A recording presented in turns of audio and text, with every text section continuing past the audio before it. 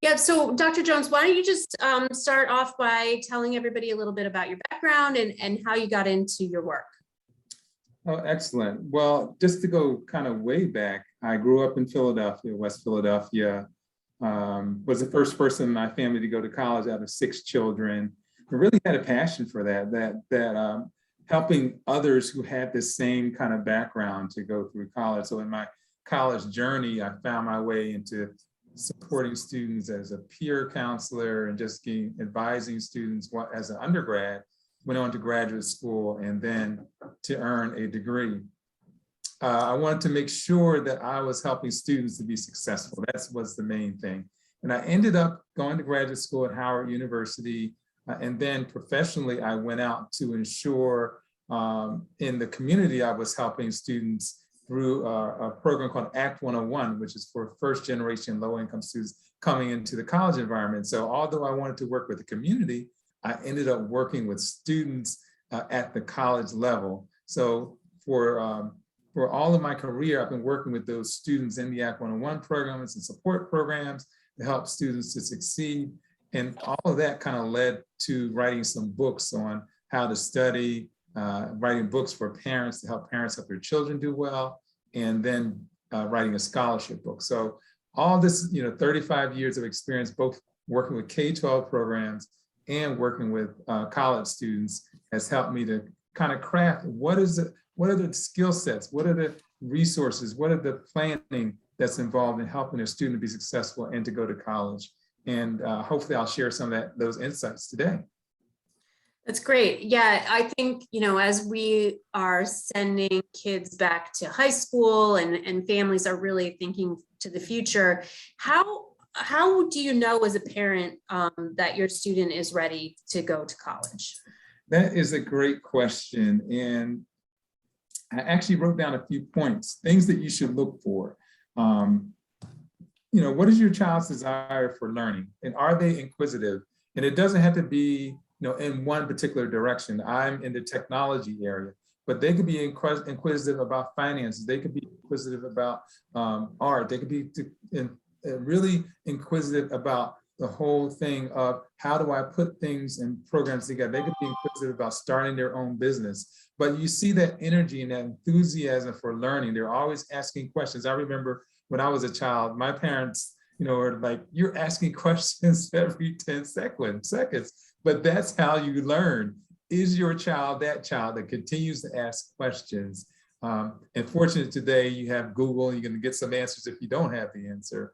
Are they the student that procrastinates, or are they the student that's on time? They get things done, they work on their projects, they harass you to make sure that the project is in on time. Are they that kind of child, or are they the child that is slower to get things done, more delayed? Not that to say that they can't go to college with these kinds of issues, but they're going to have support to be successful, if maybe they are that child that waits till the last minute. Have they talked to you about college? Are you the one that's talking about college, or are they the ones that are talking about college? Because a lot of times, because it's our desire as a parent for our child to go to college, we're pushing the agenda, but we've seen some things in our child as to whether they're ready to go or not. And you need to be realistic about what you're saying, because it's a big investment today to send your child off to college. Is your child mature? Just because they're 18 doesn't mean that they're mature. You have to look at the kinds of things and decisions that they're making that will help you to determine whether they're operating at a mature level or not. And then, throughout your high school experience and other experiences, talking with the teachers, what are some of their conversations about your son or your daughter? What is their enthusiasm about the way that your child is learning in the class? So that they can, give you some insights and maybe some areas where they have a strength. Again, my daughter, she loves math, and they saw the strength of that. Of course, I'm in the College of Engineering. I wanted her to go into engineering. So, but there are other gifts that children have. We need to open all those gifts up. And then the last thing is making sure that you actually have a conversation with them. Not that you're telling them, you're actually having a conversation with them, so you can hear them, what their goals in life, what their desires in life. And if they're not clear, I will tell you this, that there are free career tests on the internet that they can take and get some feedback as a child. What are some areas of interest that they might have? And then you can have them explore some of those areas as well. So, there's a lot of signs. You want to ask the good questions so you can really get a sense for your child. Not every child is the same in your home. Treat each child as they are. Right, and like you said, college is a big investment, and maybe if you're working with a student or your own child isn't really sure what you want to do, is a four-year college the only option, or what are some other paths that they could consider? That's a good question. There are training programs, and some of them are in the technology area. Some of them are in dentistry. Some of them are in electronics. So there are training programs that young people can go to repair things that may require a year or 18 months. Of course, there's an associate degree, which is a 2-year degree that you can earn, that there are, again, specialty areas that you're learning in those 2 years. And I say the parents, don't let other parents pressure you to believe that your child can only go to a 4-year college if you don't believe that your child is ready yet. You're going to spend thousands upon thousands of dollars, and you don't want your child to go to the 4-year college and waste those dollars that you've committed, or get on a lot of loan debt, and then they're not actually earning a degree at the end. So just make sure that you find out what your child's interests are. I would say there are training programs to become a plumber. Plumbers make substantial money and income. There's training programs for individuals to want to work with they work with air conditioning systems in homes and heaters. There's training programs for electricians, masonry. So there are other kinds of programs as well where you can get certificates, where you can get background in how to do that. And sometimes when your child starts off at a certain educational level, it then inspires them. Maybe 2 years later, they're more mature, then they'll decide to go to a community college, or then they'll decide to go to college. It's still not a bad place for them to be, but getting them into the right stepping stone into education after high school is really important. Mm-hmm. So if we think about, the students that are headed into maybe their junior and senior year of high school this fall,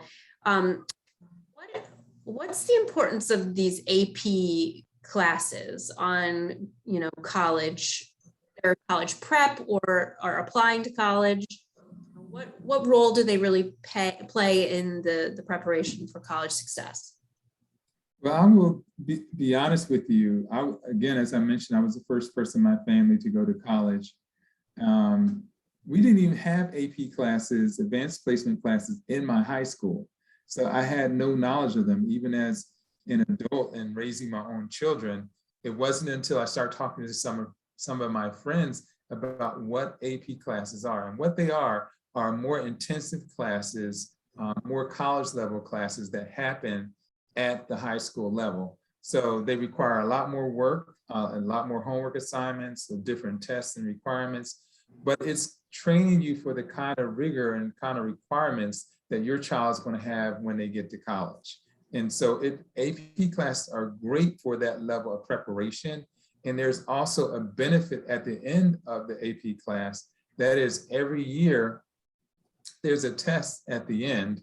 And if you score generally a 4 or a 5 on that test, let's say you're taking calculus or physics, or you're taking a history course, that's an AP course, and you pass this test with a 4 or a 5, when your child goes to college, those are 3 to 4 credits that they don't have to take when they go to college. They can actually go to the next level if they're ready at that level, or they can take the calculus class and potentially earn an A because they're really good at it. And the AP test revealed that they're really strong in those areas. So APs are great.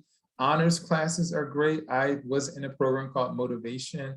And in that program, they taught us, all the different things, not only at the school level, but outside of the school, the things in our community, things to get exposed. We went to the theater, we went to musical productions. I would have never done that on my own, but these special programs provide access to different types of experiences as well. So I think that that's really important. And I would encourage any student to take advantage of the AP class if they can. Yeah, you mentioned the rigor of college.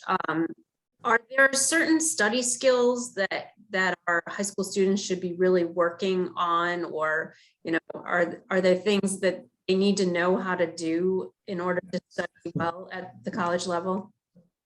I'm going to ask everybody to raise their hands to this. How many of you remember being in high school and you just memorized volumes of material? You just memorized the definitions. Yeah. I was that person that just, memorization was what I did. And if you're going to really get ready for college, you're going to have to learn how to take that information and apply it to something. How can it be used? That's what college is all about, taking this knowledge now and applying it in a writing format, applying it in a math format, applying it in a technology format. They're showing you how to take that information. Because I've seen students come to college and they get their first test and they say, I've never seen this. I don't understand what this is, because the test is all about application. So whenever you can get in that environment as a high school student, where you're learning how to not only read certain books, but comprehend them and expand on your knowledge about what the mission of that particular book is, then the better prepared you'll be for the transition to college. Are there things that our after-school professionals and summer educators could be doing with students to help support those skills? Yeah, I think, after-school programs, you want them to be engaging and fun. So you can create all kinds of things. For example, I know a after-school program that wanted to increase the reading level of their participants. So they created a series of plays. So students had to do reading about the play. They had to act out the play. They had to write their own ideas about the play. So they used it as a tool to get the students to improve their reading, to get more engaged in learning this particular subject that they were trying to learn. So I think finding ways to be creative and allow young people to express themselves are really, really important to helping them in moving forward. What about tutoring? Not even just around study skills, but in specific subjects. Is that something that you recommend as a preparation for college? Yeah, and it's so important. I will tell you, my first year in college, I didn't know the importance of going to see a tutor. I thought it was like students who are in a deficit should go to get tutoring. But I've learned over the years that students who are getting A's and B's, they go to tutoring because they want to keep their A's and B's. And so I think the earlier that young people can take advantage of tutoring, understand the benefit, and use it, the better. And I just say, there are students that in your high school, in your middle school, they seem more knowledgeable than your child. It's not because they are more knowledgeable, it's because they're getting that tutoring. They're getting the additional support. So if your high school says, for example, okay, if your child arrives at 7:30 in the morning, they can get tutoring, make the arrangements to make that happen. The school district might work with you to make that happen, or there's something after school that's tutoring oriented, or it's a smart student that takes advantage of tutoring to ensure their success and to ensure that they get the types of grades that will be enticing for a college to look at. And again, with tutoring, if it's part of a program, don't wait till the last minute to get help. The moment that you don't understand something, that is the best time to go get help. And training to do that early is even better than waiting to college. Yeah, that's a really interesting point that you make about the perception that tutoring is just for kids who are struggling. I'm wondering from the parent perspective, what you might suggest to parents who, again, have the sort of idea that tutoring is just for kids who aren't doing well. How do you take advantage of the things that your school district or your school might offer to support students, from that standpoint? Yeah, I think most of the time it's great to talk to the counselors at the school because they have a lot of information and resources and know the programming that's going on outside of the classroom, and they can make sure that maybe the school has actually hired a company to provide tutoring. So you'll get to find out how that's provided. The counselor may also know whether there's some free resources on the internet, and you can talk with them about that. You also certainly can go to the teachers. I say that they are going to the parents' meetings and connecting with the teachers is a great way to get information. They do want your students to succeed. Believe it or not, teachers are not there to see your student fail. They're there mostly to see that your child is going to be successful. So they want to be a resource. They should want to be a resource to you as well in that journey of helping your child to learn. Hold the teachers accountable. One of the things I find with high school is that a lot of parents kind of back off. Well, my child is now in high school and my son is 6 foot tall and my daughter is fully grown. So why do they need me? They do need you. They need you to support them. They need you to make sure they're getting the right resources. They need you to ensure that they're, again, maturing along the process, that the school is invested in them. Your child might be worthy of being in an AP class or honors class, and because you're not saying anything to the school, they're not put into those classes. So as an advocate, and I say not only be an advocate, be a participant. So as a parent, I try to find things that I can help out with at the school. Then the teachers get to know you outside of just calling about their son or daughter, and they may call you up and say, we have this service or this opportunity available for your child, that we would love for them to take advantage of. So active participation, even at the high school. I know you just want to drop them off at the door and keep going, but I think it really benefits your child. And it's funny, my daughter and son would sometimes say, "Oh, Mom, you don't have to show up at this event. You don't have to show up at that event." And then we get at the event and they be looking for us like, "Okay, where are my parents?" So, and I will say my children are 25 and 30 now. They still look for us as parents to show up at certain things. So don't ever think that your role is gone as a parent. That's right. Yeah, it's never ending. I have a 24-year-old myself, and it's just, she still needs me. I think she needs me now than she did when she was in 5th grade. Yes. So when is it too early to start looking at college or thinking about college? Is 9th grade the time? Is 5th grade the time? What do you recommend? We were thinking about college when our children were born.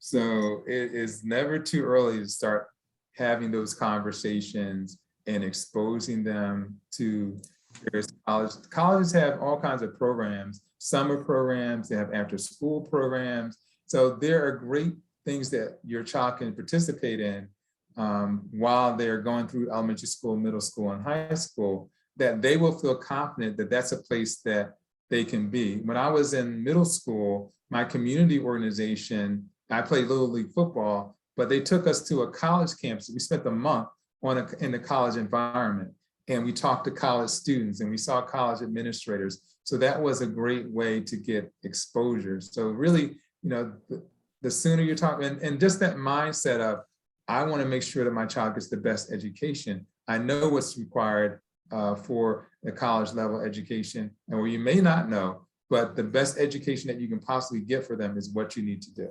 And 9th grade, you want them to make the transition from middle school to high school. And I will say this, making sure that you understand and the student understands all the new requirements in transitioning from middle school to high school. Because I think in middle school, in some ways, they still, depending on the middle school, they still kind of baby you a little bit. Like, they let you get away with certain things. And then you get to high school and all of a sudden it's a big transition. I gotta, get on top of my game. And some students struggle the 9th grade year, but you wanna invest yourself in the best way possible and start talking to the counselors about college in the 9th grade. Go to sometimes there are financial aid presentations at your school. Go to those. If there's college fairs, you don't have to wait until 10th, 11th, or 12th grade to start doing that and gathering information. I say have a binder where you're putting all the information from the various things that you're doing toward going to college, or even a trade school. Find out what all the trade schools that are available. find out all the programs that are available, so that you know that your child has options. Your ultimate goal is to give them the best education possible, give them the training and inspiration of learning, and then ultimately you want them to move out your house. You want them to have sufficient education that they can stand on their own. And as a parent, we still have to invest in making that happen, even at the high school level. Yeah, and so how do we support those kids who may not have a parent who can advocate for them, and how do we help students become advocates for themselves in the college preparation process? Yes, so that's where 21st century grants and these types of programs come into play. Upward Bound, Talent Search, Gear Up, all these special programs come into play as additional support for that child. And sometimes it is the upper class students that are in these programs that bring along the younger ones. And so mentoring is really important. If your child doesn't have that parental guidance, you're trying to find programs that provide mentors for them, that provide more advising and counseling through their own programs that help them to get through. They've done some research where they've indicated that almost close to 100% of high school students that have a mentor in some form actually graduate from high school. So having an additional person to give input, to give support is really, really important. Taking advantage, like I said earlier, of the counselors. Some schools actually have social workers as part of their school, so they can address some of the things that might be happening at home that hinder a child from getting the education that they need. So just taking advantage of resources, encouraging that child all along the pathway. And you are important. You never know how one child can impact somebody else's life because you supported that child and that child went and supported someone else. So it's really important to develop those mentors. Kind of each one reach one where you could actually have college students now mentoring your high school students who are mentoring the middle school students. Yeah, and just going through this with my own kids, it's a stressful process. Think about all of the possibilities and the testing that goes into it. What are some things you recommend to help students with this, like the stressors of this process? Yeah, I think really it's important. Now I'm going to go on the physical side. We've been talking a lot about wellness here at the university and kind of helping our students to manage their stress just from the physiological. A lot of schools actually have school nurses, or they have special programs that really focus on wellness and mental health. And again, not looking at it as a bad thing, looking at it as something that is there to support your child. And the universities are doing, because we recognize our students are coming from different backgrounds, especially with COVID happening. There's a lot of stressors that, that weren't in the child's life that now are in the child's life, and they need the additional support. So just making sure that you take advantage of that. And as well as I'm a physical fitness person. Healthy body equals a healthy mind. And if you're not taking care of yourself physically and eating the right kinds of things, that can also have an effect on your ability to learn, your ability to grow. So just kind of taking a look at that and what are we taking in, and then the messaging. That we need positive messages coming from our schools and telling students what they can do and not what they can't do. And when you're constantly getting those negative messages, then your dreams, it just affects your dreams. And I also believe in goal setting and writing things down. I have over 100 goals. I'm always changing my, canceling or crossing out the ones that I've accomplished and adding some new ones in. As long as I'm alive, I can have a new goal. I can move forward. I can set new agendas for myself. So while I am alive and while I'm here, I want to invest myself in being the best person I can be. Sometimes we can't get to our goal because we're not writing them down. We're not seeing them. We're not, identifying the people that we need to help us with that goal. That's so important in the overall development of the student as well as the parent being that leader, leading their child academically, socially, emotionally, and mentally.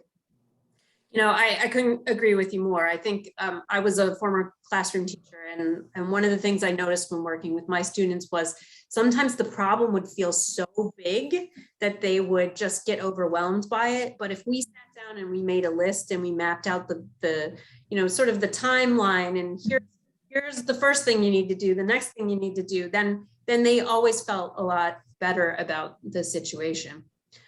We do have a question in the chat. We have a question from Dr. Arnold Lanoy. I'm wondering as to your thoughts on how best to build the future of engineers. Oh, wow. So now you're really in my topic. You're really there, because I've been living with engineers for the last 35 years. How do we do them? I think that one of the challenges is that students don't get enough math to even arrive at that when they get to high school. So I have students, the ultimate goal, if you want to engineer or scientist, they need to have calculus and they need to have physics. They need to have those two courses. And a lot of times when they come from the middle school, they've only taken Algebra 1, and because of the time that they're in, they need to teach geometry, and they need to take Algebra 2 and pre-calc. So they never are able to arrive to calculus. So we have to make sure that earlier on in the middle school, they're getting sufficient math to then move into the high school and move toward the calculus direction. Pre-calculus isn't bad, but calculus is preferred. And certainly AP calculus, I think a lot of times the college students get into our classes, and like 80% of the students in that class have taken AP calculus. And so that student that's only taken pre-calculus or calculus might feel behind because the instructor is just racing through the curriculum. So I think that's one thing. I think we need to expose the young people to all the new types of technology that's coming out, the autonomous cars, the drones.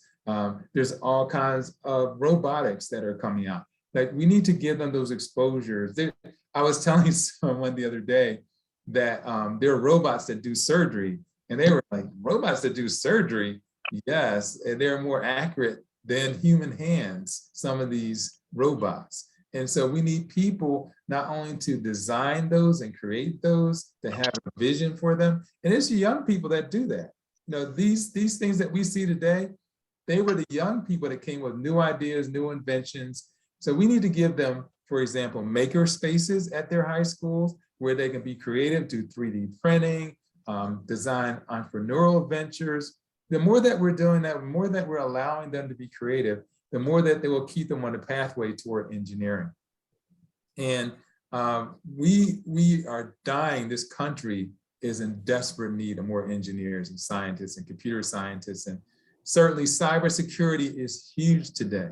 If you want a career that just is off the charts, cybersecurity is big. Yeah, it sounds like you're talking about after school too. I think classroom teachers are so stuck in the prescribed curriculum, teaching to a standardized test, that they're not really given a lot of opportunities to give kids the chance to explore those things. So I think after school is the place to do it. I agree. I've seen, because I've been to the Foundations Beyond School Hours conference, I've seen a number of them that have introduced all these different types of programs that they're doing. I love there's a room where you can go and see all kinds of different products and games and, just get ideas, and making that after school program both a learning experience and a fun experience will help to enhance the child's ability and thoughts about what their future could be. Yeah. Our exhibitors would be thrilled to hear that you mentioned the exhibit hall. Like some of the Yes. some of the coolest STEM activities I've ever seen in my life are in our exhibit hall. From robots to, last time we were in Orlando, we had Flying Classrooms built a race car and brought it into. There's amazing opportunities outside of the regular classroom day for STEM opportunities for students. We do have another question. Do you recommend preparing 9th and 10th grade to be ready to enroll in dual enrollment programs and or taking entry-level college courses at the community college level? Yeah, I absolutely encourage that. I think dual enrollment is wonderful experience for, again, a high school student to be in with college students and learn the expectations of a college level class, so that when they get to college, it's not all brand new. When I got to college, it was all brand new, like the requirements and just reading a syllabus, knowing what the professor's standards were, all of that was brand new. So I think if you can go and do that, also some of the dual enrollment programs, all of the credits will transfer directly into a particular university. So let's say community college might have a partnership with Temple University where all of their classes that they're taking will transfer in to the college level. So you can save some credits by investing in taking it and those courses. And what a lot of parents will do is over the summer, they'll put their children into those college level courses. And that's a way for them to have 6 to 9 to 12 credits when they enroll in college. So it's a great thing, and it's a great exposure. And then your child can also find out if they're ready for college right now. You know, it is a way to get them a sense of what college is all about. So Teresa has a question. She says, thank you for this information. I have 3 kids in 12th grade interested in medicine and 4 in STEM related. They depend on our after-school program to help them navigate college and career. What help can you give me? Okay. Different colleges have, in terms of medicine, they have special programs. I know our college, we have a special curriculum that's focused on individuals who want to go into medical school. You know, I would recommend the sciences, anywhere biology, chemistry, those kinds of courses that will help a student prepare for the medical tests that are required. And interestingly enough, some of the students that get admitted to medical school the fastest are engineers. Our chemical engineers, biological engineers, mechanical engineers are often given good access to medical school. So, you know, while they're taking their biology and chemistry courses, they may want to consider a few engineering courses just to enhance their resume and create an opportunity for them to be successful. We need young people to go into medicine. This, as you can see with what we've been experiencing over the last year, we also need innovation. We need you know, our federal government to catch up with our innovation. So all of that plays into, you know, who we're graduating from our colleges, who we're getting the education that they need to help us to have and continue to have one of the best medical systems in the world. So we have a question. Are there partnership programs? I don't know exactly what that one is. So in thinking about some of these career, you know, knowing our options in career, we were having a conversation before about career day. What are your thoughts about schools doing career days or after school programs bringing in professionals to talk about their careers? I believe that, like I said to you, it should happen all year long. Let me help you with just giving you an example. So most of us, I want you to put in the chat, who works at a hospital? I want you to put that in the chat. Who works at a hospital? Just different professionals that you think work at a hospital. Oh, I see what you're saying. So list the types of people that will work at a hospital. Work at a hospital, yeah. Yes. Okay. List the types of people. Administrators, janitors, Okay. I would say doctors, nurses, management, HR, security guard, Yeah. breeders, accounting, Yes. techs, cooks, Okay. lab techs, teachers, nurses, IT. Yes. So imagine if you had social workers, imagine if you had all those people coming to your school. I just gave you one particular aspect of our society where there are jobs. Universities hire thousands upon thousands of people themselves who, in the hospital, we talked about, doctors, nurses, administrators, the accountants, all, we have similar kinds of individuals that work in a university. We have teachers, we have professors, we have counselors, we have advisors. So there's lists of all kinds of jobs that young people don't know about.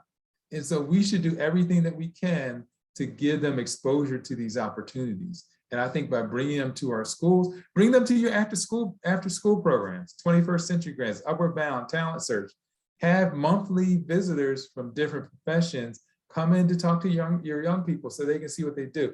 And the reason why I know that this is important is that 75% of all engineers come from parents who've been engineers. And I think Elizabeth was saying that she became kind of a teacher because her parents were teachers. Well, if you don't have anyone in your family that's been an engineer, how are you going to ride there? How are you going to expect yourself to be a social worker or to be an accountant if you don't have anyone in your family? So it's about exposure. And it's about this, those individuals describing what their jobs are and the education that was required and the income that they could potentially earn with those various professions. Yeah, as a classroom teacher, career day was always one of my favorites. I always liked, learning more about the families of my students. I had one student's father come in, and he was an anesthesiologist at University of Pennsylvania Veterinary School. And his story was about how he put a tiger under because the circus was in town and the tiger needed surgery. Crazy. Who even knew there were anesthesiologists for tigers? Humans, but yeah. Right. Yeah. So the question that I had before that we didn't quite get was, are there partnership programs affiliated with after-school programs that can earn possible college credits for high school students? There are, so those articulations happen between school districts and the schools, usually at the higher levels of the particular school district that those decisions are made, the policy level. And then, there are open, a four-year college rarely will do that because their curriculum is set, whereas a community college has a lot more flexibility in its curriculum and probably offers even more that a student could take advantage of. So it just would depend on the partnership that particular school district have. If they have it with a four-year school, fine. If they have it with a two-year school, it just depends on what they've agreed to. So as we think about the college preparation process, what are your thoughts on visiting colleges with students? That is one of the number one things you should absolutely do. If you are going to have your child stay in a college environment for 4 years, you want to know the community that it's in. You want to then go and understand the culture of that institution. You want to talk to some of the students. If you can meet with some of the faculty, you want to talk with them as well. You want to really get to know the institution, and you can kind of see whether your child would fit in that place. And you see their face light up, or you see their face not lighting up while you're going on a tour. That will kind of give you some ideas. There are various size colleges. Some, for example, Penn State has 100,000 students on their campus. Their main campus has about 40,000, and then they have smaller campuses. But do you want to, does your child want a college that has 40,000 students or 5,000 students, where it'll be much more intimate, where they'll have direct contact with the faculty? It's kind of like making and weighing those decisions, but going to see it makes a tremendous difference. You know, how long, this may sound like a little thing, but how far are buildings from one another? You know, you might have to get on a bus to get to where you're living based on how the college structure is set up. Some colleges are out by themselves. The main campus of Penn State is in College Park. College Park is Penn State. That is its own city and college with its own bus system. Whereas, you know, St. Joe's, LaSalle, they're in the city. They're relying on the intercity bus system, its housing and resources. Villanova, we're outside of the city, but there's trains that come from our university into the city of Philadelphia and goes out to the suburbs. So you have different mixtures. You want to see exactly what you're getting your son or your daughter into at the university.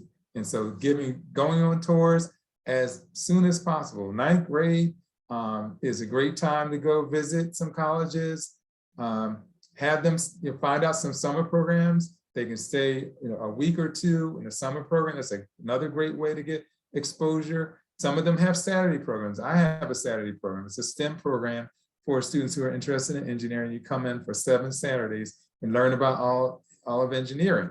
So there are various resources that are available to give your child exposure.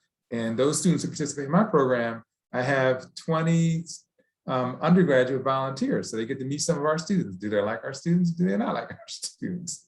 So it's a great exposure as well. Yeah, I really think exposure is key. And it made a huge difference for my oldest daughter, who thought she thought she wanted a city school. She wanted a school that you couldn't tell the city buildings from the university buildings. And we toured one. And then we toured a college where it was very insulated campus and it was a little bubble. And she really fell in love with that experience versus what she had in her mind versus what she ended up with was very different. And they actually say that 50% of students who go far away to college end up coming back home into their home area with some college within their area. So your chances are 50-50 in terms of sending your child far away. But I guess I'm saying, like, if they participate in a summer program, that helps them to know whether they want to be far away or they want to be closer to home.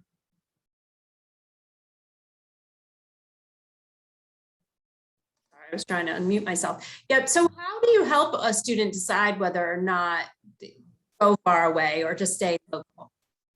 Yeah.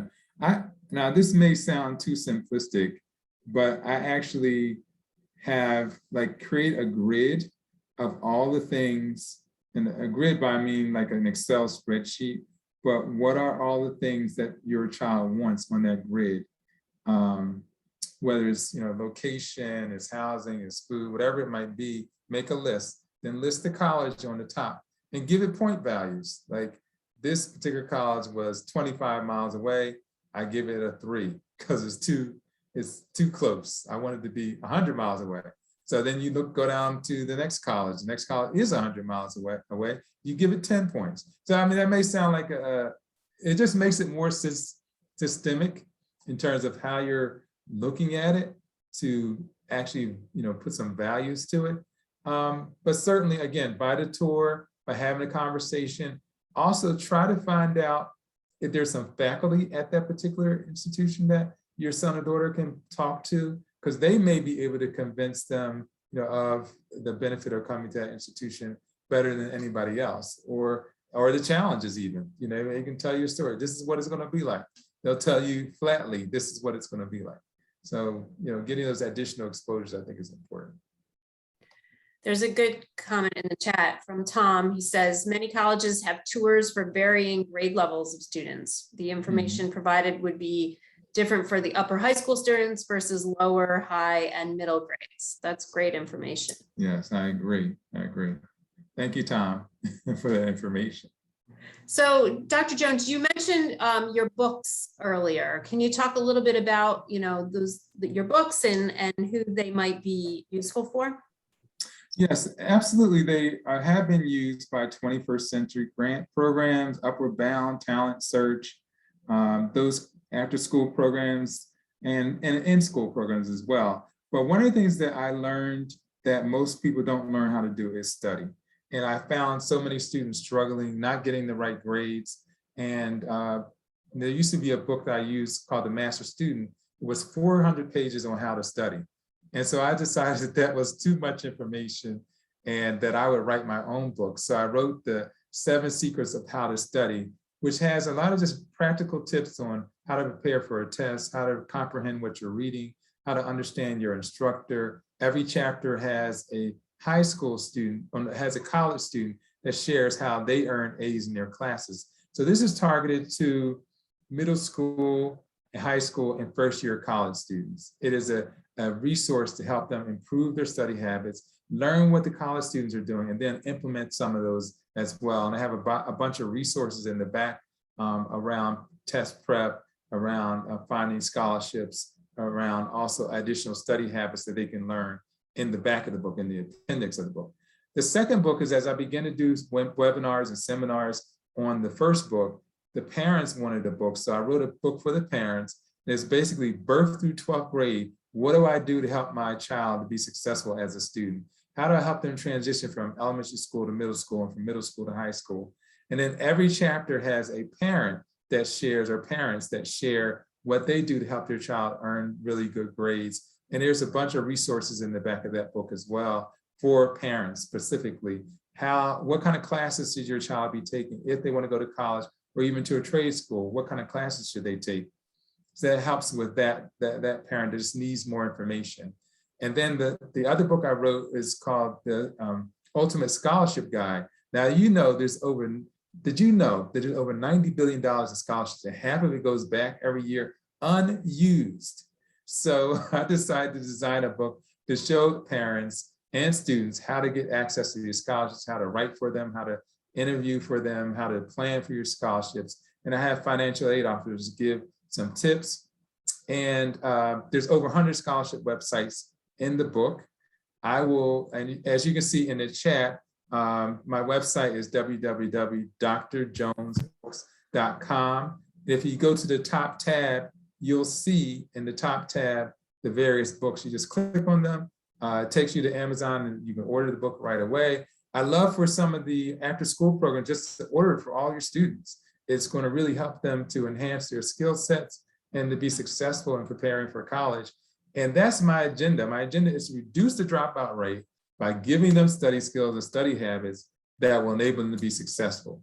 And that they want to have that stressful first year of high school, stressful first year of college. They'll actually have some tools that will equip them for success. Right, and the financial aid is a big piece of it. So that scholarship and just how to apply for those things for students and parents can be really overwhelming. Should a student sort of limit their college choice based on the financial aid? I believe that you have to be realistic about the kind of financial aid that you're getting from the institution.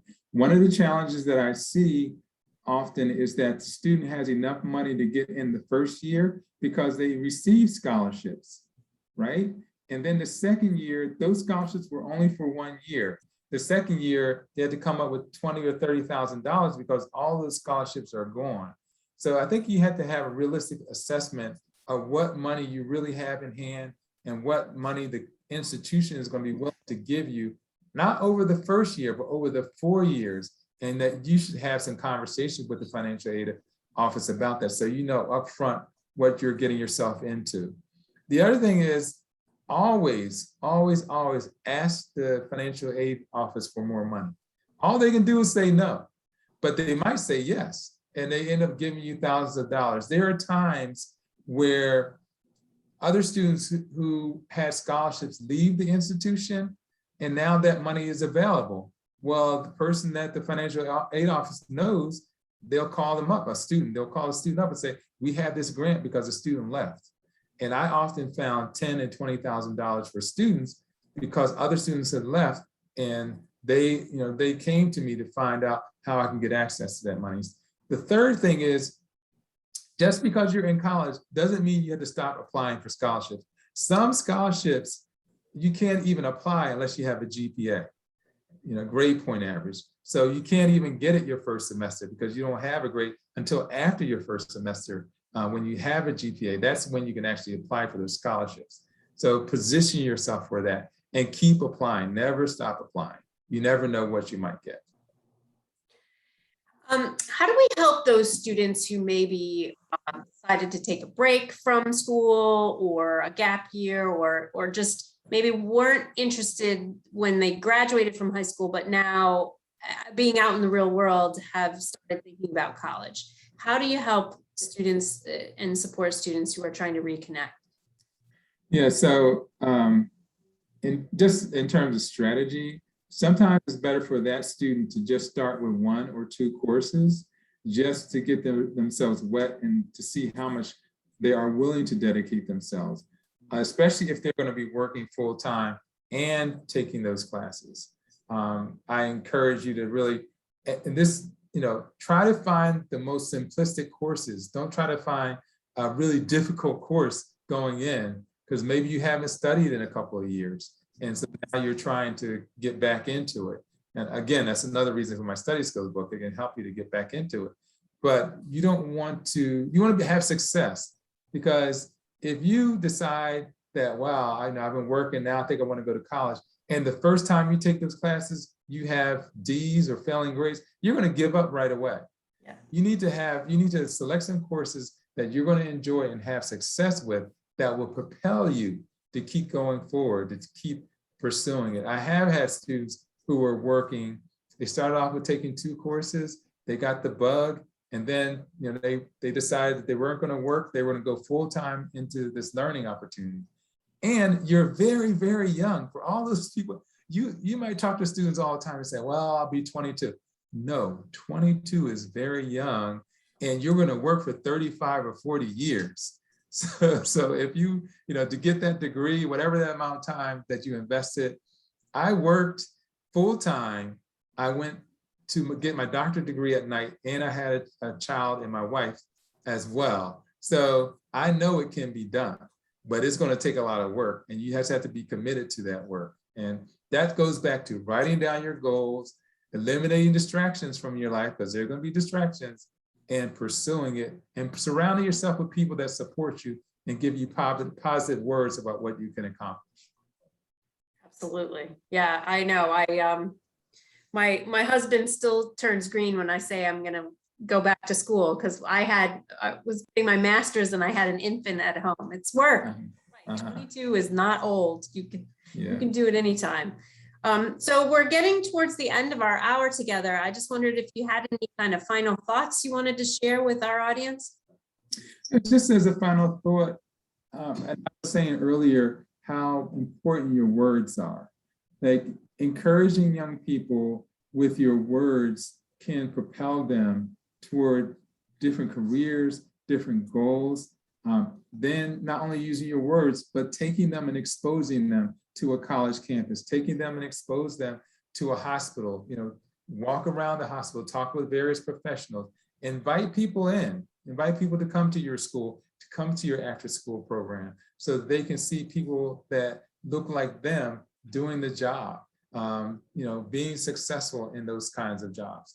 And you talked about the anesthesiologist that works with animals. There's an anesthesiologist that does it for humans as well as for dentists. So they're different. Sometimes there's a profession that is in different venues, and having that, and knowing that these individuals have gone off to specialty training programs. I talked about being a plumber earlier, being, working in the air conditioning industry. Whatever it is, you're going to need some additional education. But I believe in everyone that's here. If you're a parent, if you're running a program, I believe that you are the catalyst for young people to have successful careers, to pursue their college dreams, and to help them be successful. And certainly I'm available. You can connect with me through my website. I'd love to be a resource to any of you. And I just enjoy Beyond School Hours. I want to give a plug for that. Make sure you come to Beyond School Hours. It's a phenomenal, phenomenal experience. It's a workshop bonanza. There's like 1,000 workshops, and then there are gatherings of people great speakers and great motivating sometimes when you're stuck in your job and what you do, you need this. You need this additional input to inspire you. So I encourage you all to come to Florida. Yes.